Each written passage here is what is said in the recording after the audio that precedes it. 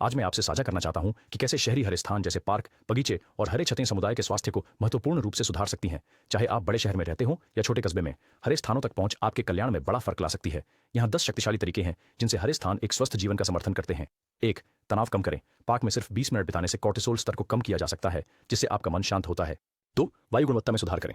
पेड़ और पौधे प्रदूषकों को अवशोषित करते हैं, हमें सांस लेने के लिए शुद्ध हवा देते हैं, खासकर प्रदूषित शहरी क्षेत्रों में। 3.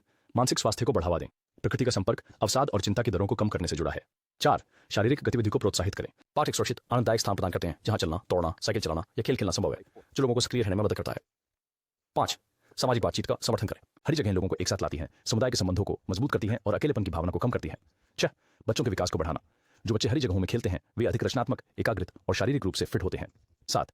मोटापे की दर को कम करना। पार्कों का नियमित उपयोग स्वस्थ वजन बनाए रखने में मदद करता है, मोटापे से संबंधित बीमारियों को कम करता है। 8. हृदय स्वास्थ्य में सुधार। हरी जगहों में चलना या व्यायाम करना हृदय वाहिनी फिटनेस में सुधार करता है और रक्तचाप को कम करता है।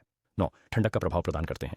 हरे क्षेत्र शहर की गर्मी को कम करते हैं, जिससे शहरी वातावरण अधिक आरामदायक और स्वस्थ बनता है। 10. उपचार को बढ़ावा देना।